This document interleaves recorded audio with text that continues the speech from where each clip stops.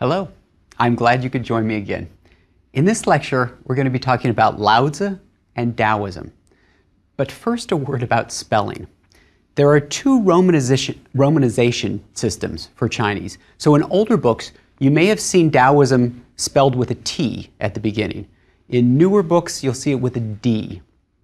Similarly, Lao Tzu used to be spelled with a TZU at the end, and now it's a ZI at the end. In both cases, the Chinese character hasn't changed, the pronunciation hasn't changed, it's just a different way of rendering that sound into English letters, into the alphabet. So it's Taoism and Lao Tzu. Taoism is the second of the three major native philosophies of China. So Confucianism and legalism are the other two. We'll be talking about legalism in the next lecture. Like so many other early Chinese thinkers, Lao Tzu offers a response to the idealistic, political, family-centered morality of Confucius. In many ways, Confucius established the baseline for later Chinese philosophical debates. Things are sometimes a little more complicated than they seem. Lao Tzu wasn't exactly a founder of a movement, and Taoism is not exactly a philosophical school. The label was given retrospectively to a number of writers who thought along similar lines. I'm not sure that they all would have considered themselves to be Taoists. And Lao Tzu himself, there's a question as to whether he's an actual person. We have a book that was written by somebody, and that book is called the Lao Tzu. Okay, early Chinese books are often named after their authors. But that name, Lao Tzu, literally means the old master. And in fact, Chinese doesn't distinguish singular and plural, so it may mean the old wise ones, the old masters. It was probably not written by a single individual. It's more like Vyasa, remember, the author supposedly of the Mahabharata and the Bhagavad Gita. But unlike in India, the Chinese love history, and they've always felt the need to historicize legendary figures by giving them birth dates and genealogies. So here's the story about Lao Tzu, this legendary figure. He supposedly lived about 500 BC, so about the time of Confucius. In fact, Confucius, according to one story, came to him for some advice about ritual and learned from him and then was actually criticized by him as well. Lao Tzu was supposed to have been a curator of the Zhou dynasty archives. After a while, he got tired of life in China, and so he decided that he was going to leave China and go to the West. Whilst he was leaving, there was a guardian of the border pass, the frontier pass, who said, Lao Tzu, don't just leave us with nothing. And so he quickly wrote down this book, the Lao Tzu, gave it to the border guard, and then went out of China riding on the back of a water buffalo. Okay, I don't know about this story, but we have a book. It's called the Lao Tzu. Sometimes it's called the Tao Te Ching, the classic of the way and its power. This book is very short. It has maybe 5,000 characters is all. It's divided into 81 chapters, and these chapters are usually just a page or so. It comes out of 4th century BC China from some way. All follow convention in referring to the author of this book. He or she or they, whoever, would just call him Lao Tzu. A modern scholar, Wing-Sit Chan, has said that no one can hope to understand Chinese philosophy, religion, government, art, medicine, or even cooking without a real appreciation of the profound philosophy taught in this little book, the Tao Te Ching. I'll try to give you a feel for it today with a number of quotations, but you really ought to read it yourself sometime. It's not that long. When you open up this book, the Lao Tzu, the Tao Te Ching, you're obviously in a very different tradition from that of Confucius. Instead of practical, concrete sayings and advice, you find a cryptic, poetic style with proverbs, paradoxes, wordplay, and rhymed passages. So the very first lines are, the way that can be spoken is not the constant way. The name that can be named is not the constant name. So in Chinese, it's Dao ke Dao, Fei Chang Dao, Ming ke Ming, Fei Chang Ming. You can hear it has sort of a lilt to it, and it's easy to memorize. Deeper into the book, you'll find striking imagery. There are lots of contradictions, which may be part of its development as a book of aphorisms. Even we have our own sayings, maybe look before you leap, or he who hesitates is lost. You notice that those have opposite meaning, though you might find them in the same book of Proverbs. But when you read the Tao Te Ching, it seems like it means something, even if it's not exactly clear what that is. In Chinese, there are over 350 commentaries on it, and there are almost that many translations in Western languages. So when I encourage you to read the Tao Te Ching, do so, but you should really read 2 or 3 different translations to get a flavor for how things might be interpreted differently. The translations are quite different. The book is divided into 2 parts. Chapters 1 through 37 focus on the Tao, or the way, while chapters 38 through 81 give particular attention to the. It's an inner strength, often translated as virtue or power, integrity. Tao Te Ching, the classic of the way and power. In 1973, there were 2 versions written on silk that were discovered in a tomb that was dated to 168 BC. In 1993, an even older version written on bamboo slips and dating to before 300 BC was found. There are some minor differences among these versions, but the most immediately apparent is that the order of the 2 major sections is reversed. So that is, in the 2nd century BC manuscripts, they have the power part first and the way part second. So it's the Tao Te Ching. Okay, we'll just use the standard version. The Tao Te Ching was composed during the Warring States era in China. So this is about 475 to 221. It's after Confucius' death. And like the Confucian Analects, it also offers a solution to the problems of social disorder and violence. But Lao Tzu's advice is not to return to the morality of the past, to those old sage kings. Instead, Lao Tzu argues for a return to the Tao, that is, the way. What exactly is the Tao? Which is kind of a tough question. In chapter 56, there's a warning that those who know do not speak, and those who speak do not know. So I'm going to be talking for the next 20-25 minutes. Be forewarned, what I'm saying really isn't the real Tao. The Tao that can be spoken of is not the real Tao. But it seems to have something to do with nature. So let's begin again, and we'll take the quote a little further. The way that can be spoken of is not the constant way. The name that can be named is not the constant name. The nameless was the beginning of heaven and earth. The named was the mother of the myriad creatures. Hence always rid yourself of desires in order to observe its secrets, but always allow yourself to have desires in order to observe its manifestations. So it's somehow beyond words. It's ineffable. There's something about mysticism here. You notice there's something about femaleness, the mother of all things, something about desire. There seem to be 2 themes that come out of some of the first chapters in the Tao Te Ching. The first one is the unity of multiplicity. So sometimes the Tao was described as the mother of the world. And the Tao gave birth to 1, which gave birth to 2, and from which came 3, and then the 10,000 things. So the Tao has something to do with the origin of all things. It may be a little like the concept of Brahman in the Upanishads. There's also a theme of the resolution of opposition. Once again, we'll go back to the text. When all under heaven know beauty is beauty, already there is ugliness. When everyone knows goodness, this accounts for badness.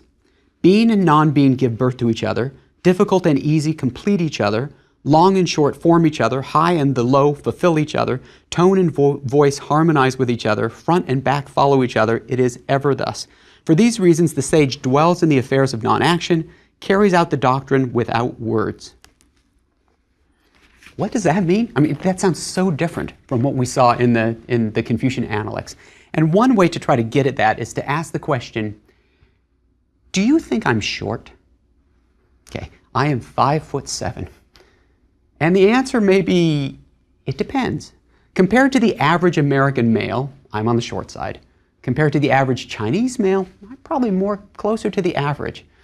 How many things are like that? Well, the answer is, it depends. And the Tao transcends common binary distinctions that we make all the time, right? There's a difference between weak and strong, between hard and soft, light and darkness, useful and useless, right and wrong. All of those are human artificial distinctions, according to Lao Tzu. Right? The Tao doesn't make those kinds of distinctions. It accepts everything as natural. I mean, even say the difference between male and female. And you may be saying, wait a minute, that's a natural distinction, right? But gender is more than anatomy. I mean, perhaps some of you men out there have a feminine side, and vice versa as well. I'm reminded of a cartoon from The New Yorker that plays with the idea of up and down in a Taoist sense. So in this cartoon, there's an elevator operator who's standing in front of an elevator, and up above the elevator, there's a circle with the sort of S in the middle, this symbol of yin and yang. And the caption says, actually, I'm going up and I'm going down. Now, I know that elevators go up and down all the time, but can an elevator go up and down at the same time?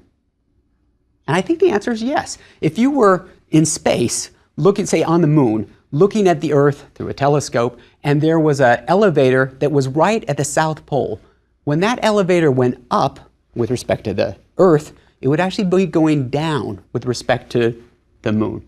Okay. Lao Tzu would love those kinds of contradictions and puzzles. The idea that the universe consists of opposites in harmony can be seen in this notion of yin and yang. Okay. Sometimes Americans say yin and yang. Yin and yang sounds a little more Chinese. So there are these two elements. Yin is dark and passive and female and persevering. And yang is light and active, male, initiating. But they can't be reduced to good and bad. It's not like yang is good and yin is bad, or vice versa. It's more like the opposition between heaven and earth, right? So that both elements are necessary, and everything has some share of both of them. So yin and yang ebb and flow over time, kind of like a pendulum, right? So in the summer, it gets too hot, too much yang, and then it'll swing back the other way to yin of winter, and then it'll swing back the other way. The movement of the Tao, according to the Tao Te Ching, is reversal. So think about all of the artificial human distinctions that we make, right? Gold is valuable, dirt is worthless. But from the perspective of the Tao, those are both natural occurring elements. Well, dirt's not an element, but substances. Even though, from the perspective of people kill each other over the former of gold, and they don't really care so much about the other. Though once again, if you're trying to grow crops, dirt is going to be much more valuable than gold, which is hard to plant seeds in. There's something of a contradiction a little bit here with Lao Tzu, because he says that these distinctions don't matter, like weak or strong, but he actually likes the weak. So Lao Tzu is going to lean toward the unlikely term. In the distinction between solid and empty, he likes empty. He says that it's the doors and the windows that make a room useful, or it's the space in between spokes that make a wheel, or it's the space within a jug that gives it its utility. When he thinks about weak or strong, traditionally, I mean, everybody would say, oh, I like strong better. Lao Tzu is going to say, maybe you should give weak a second look. He says, when alive, human beings are supple and weak. When dead, they're stiff and strong. And then he uses lots of images. He talks about the uncarved block. What shape is that? And it's hard to know before it starts to be cut up. He likes water, which takes the low position. It's submissive. But, he says, nothing under heaven is softer or more yielding than water, but when it attacks things hard and resistant, there's not one of them that can prevail. So water is very soft, and it takes the shape of whatever container you can put your hand right through it, but for wearing down mountains over time, or carving valleys, there's nothing like water. Lao Tzu gives particular attention to women, but he doesn't advocate for equality between the sexes. Rather, the Tao Te Ching celebrates stereotypical female qualities, virtues such as yielding and softness and humility, and it suggests that men would be better off if they adopted those attitudes. Lao Tzu says, know the masculine, but keep to the feminine. Harmony comes from following the Tao. from rejecting man-made distinctions and from hierarchy. So in this case, it's the opposite of Confucianism, which says if everybody knew their place in society and acted in accordance with it, things would work smoothly. Lao Tzu says, just forget all of those social distinctions. They don't matter. Another quote, in the pursuit of learning, according to Lao Tzu, one knows more every day. In the pursuit of the way, one does less every day. One does less and less until one does nothing at all. And when one does nothing at all, there's nothing that is undone. It's always through not meddling that the empire is won. Should you meddle, then you're not equal to the task of winning the empire. Notice that political application at the end. Remember, early Chinese philosophy is often played out before rulers as people are trying to get jobs and give political advice. So in this quote, there's an idea of wu-wei, of non-action, non-intervention, sometimes translated as effortless action. It's not exactly doing nothing, but it's avoiding whatever doesn't come naturally. Don't do things that you have to work too hard at. Do things that are effortless. Lao Tzu is going to give you two cautions here about ordinary ways of doing things. He says, when you emphasize a virtue, you highlight a vice. Or the quotation is, remember from what I read you before, when all under heaven know beauty is beauty, already there is ugliness. Okay, what could that mean? I want you to think of someone who's beautiful. I'll just throw a name. How about Scarlett Johansson? And for those of you who are female, let's say Denzel Washington. When I say that Scarlett Johansson is a beautiful woman, I am also secretly implying that women who don't look like Scarlett are not quite so beautiful, right? You can't define something without showing the other side of it. It's like two sides of a coin. So highlighting a virtue also emphasizes a vice or a deficit. The second caution is the law of unintended consequences, that assertive actions bring their opposites in a sort of a backlash. So if you're pushing too hard at work for a pet project, that can make your colleagues more resistant to it. Or politicians whose ads feature their families a little too prominently make people suspicious about infidelity. Why does he have to go that far? It's like, I think he protests a little bit too much. Both of these ideas, right, this backlash and virtues and vices being inseparable, both of them undercut the Confucian ideas of morality and government activism. Another quote from later on. When the great Tao declined, the doctrines of humanity and righteousness arose, as Run and Yi, which are key Confucian principles. When knowledge and wisdom appeared, there emerged great hypocrisy. When the 6 family relationships are not in harmony, there will be the advocacy of filial piety and deep love to children. When a country is in disorder, there will be praise of loyal ministers. In other words, you wouldn't be talking about filial piety if people were already respecting their parents. I mean, the fact that you're talking about it means there's a problem. Loyal ministers are only praised when disloyalty is common. So Lao Tzu says if you get rid of sageliness and wisdom, benevolence and righteousness, all of those Confucian virtues, the people would be benefited 100-fold. Lao Tzu is going to look back to the era before the Zhou dynasty, to the legendary Yellow Emperor. And he thought of that as a time of when there were small kingdoms and people were content with simple things and few possessions. Toward the end of the Tao Te Ching, he gives his own vision of what an ideal society would be like. He says, even though neighboring states are within sight of each other, even though they can hear the sounds of each other's dogs and chickens, so they're pretty close, their people will grow old and die without ever having visited one another. They're just, that's the end of the quote, but they're just perfectly content with what they have. Okay, let's try some applications here. Based on his understanding of a unified, harmonious cosmos where opposites work together, like yin and yang, Lao Tzu offers several pieces of practical advice to both rulers and individuals. He says, union with nature, right, if you take the perspective of the Tao, that will bring freedom and serenity and longevity. Simplicity and humility are preferable to power and ambition. So you should cut down on your wants, Don't try to be number one.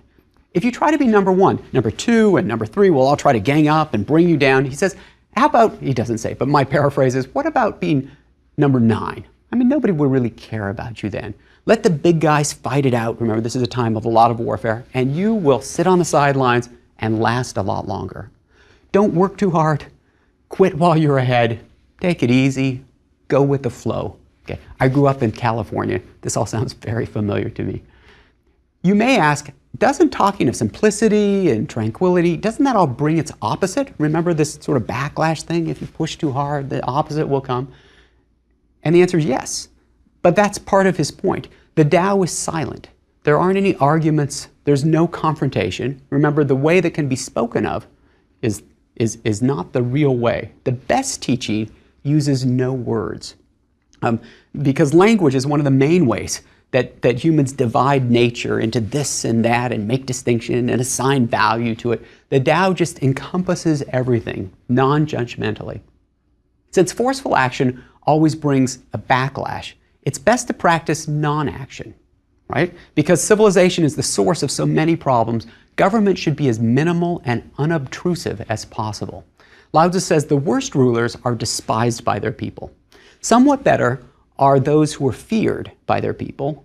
Better yet are rulers who are loved. Okay, and in the West, we might stop there, but Lao Tzu goes further. And the best of all are those rulers who are hardly even noticed by their people. Okay, could this really work? It certainly could work for individuals. When I was living in Taiwan, the first quotation from the Tao Te Ching that I heard was, people said to me, it reminds me of that quotation from Lao Tzu, great wisdom looks like stupidity.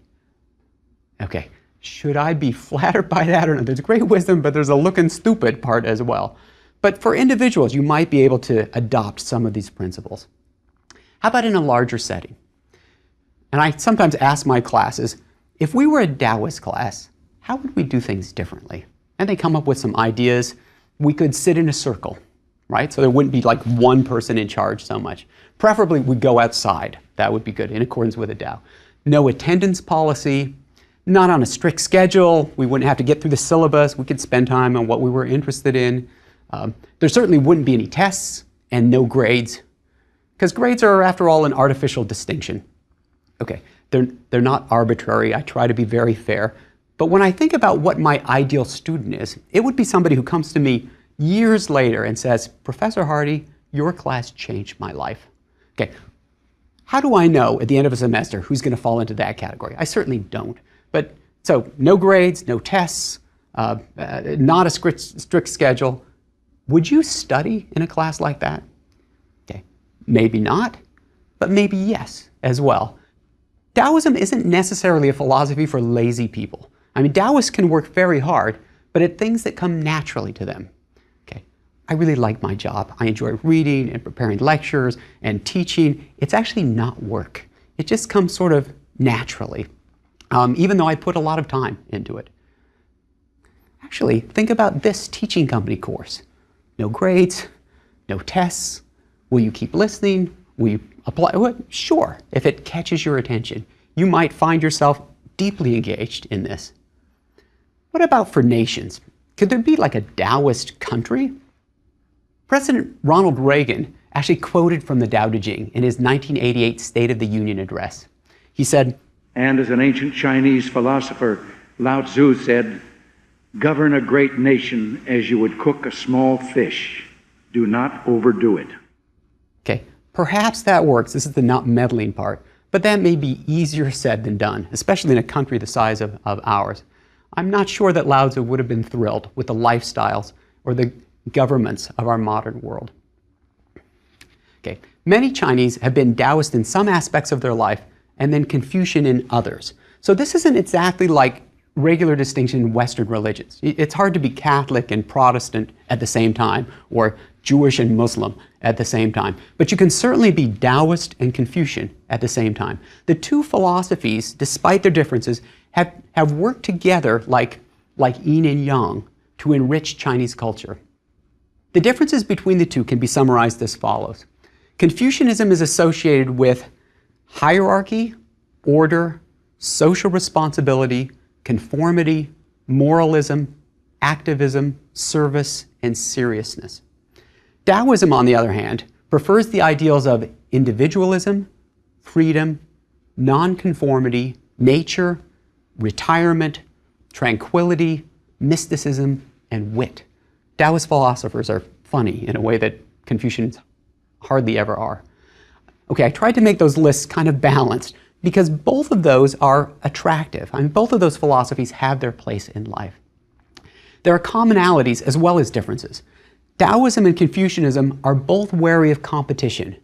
They're hesitant about direct confrontation. They want to avoid that. And they're suspicious of words being used other than their regular meanings. And they dislike coercion. I mean, they come out of the same historical circumstances, right? Warfare and uncertainty and chaos. And they're looking for social harmony. And they both claim that they've found the way. Later on, when Buddhists arrive in China, they find that they can talk to Taoists. I mean, not just ideas about being and non-being, about the subtle nature of reality and the dangers of desire, but also specific meditative practices. You can imagine Buddhists coming in and saying, we meditate like this. And the Taoists had been doing some meditating as well and said, well, we tend to like this sort of practice of doing it. They have something to talk about. They have a fair amount in common. And in fact, enough was in common that in China, some people said, do you remember when Lao Tzu left China, headed out west? He probably went to India, where he became the Buddha, and which is why these ideas are now coming back to us in Buddhist form. Okay, that's not exactly what happened, but there are these commonalities. Eventually, Taoism became a religion, complete with priests and rituals and scriptures, and Lao Tzu himself was worshipped as a god. One wonders what he would have thought about that. I'm sure he would have been amused. These Taoist ideas get deep into all sorts of things in Chinese culture. So, for example, you have two souls, a yang soul, right, a hun, and a yin soul, po, which matters in ancestor worship because your yang soul, which is light, can sort of go up to the other world, wherever that may be, while your yin soul stays around the grave and then can appreciate the offerings that are made in ancestor worship. Now, I'm trying not to, I'll try to give you a balance on some of these. Taoism may not be universally appealing. For example, Lao Tzu argues against education. I mean, he thinks many people would be happier without education, which gives you desires and then makes you frustrated when you get a degree and then can't find a job. He appears to promote a dangerous sort of irresponsibility, right? Go ahead and quit, he says. Don't work so hard, and there may be circumstances where that's not good advice. And his advocacy of subtle political maneuvering can seem almost Machiavellian. He once said, if you wish to shrink it, be sure to stretch it. If you wish to weaken it, be sure to strengthen it. If you wish to cast it aside, be sure to raise it up. If you wish to take from it, be sure to give to it. Okay, these opposites, what does that mean? Here's an application, perhaps an illustration. Imagine that you have a particularly obnoxious coworker, and you might encourage that coworker to apply for a promotion. You might even write a glowing letter hoping that that person will get promoted to a position that they're entirely incompetent at, and then they'll get fired. Remember, if you want to weaken something, you first strengthen it, or if you want to break it, you stretch it first. Okay. In spite of all of that, Taoism has inspired centuries of magnificent Chinese art and architecture, literature and poetry. I mean, not to mention medicine and cooking, which sometimes mixes things in yin-yang kind of terms. You may have seen these wonderful Chinese landscape paintings, a scroll, and they'll have these magnificent mountains that just tower way above, and then very small at the bottom are some people. It's a nice contrast with Western art that tends to put portraiture, like people, sort of front and center everywhere. But if you think about it, how important in the big scheme of things are human beings really? I mean, from the perspective of the Tao, are human beings all that much more important than, say, microbes, bacteria? Actually, probably bacteria will be around much longer than human beings will be. Okay, one final quotation to end up. When the way is expressed verbally, we say such things as, how bland and tasteless it is. We look for it, but there's not enough to be seen. We listen for it, but there's not enough to be heard. Yet when put to use, it is inexhaustible. Lao Tzu's Tao Te Ching is like that. The book is inexhaustible. It's so clever, so mind-bending, so profound, so confusing. You can read it over and over again and always learn something new, which is what makes the Tao Te Ching a classic and what makes Lao Tzu one of the great minds of the Eastern intellectual tradition. Thanks.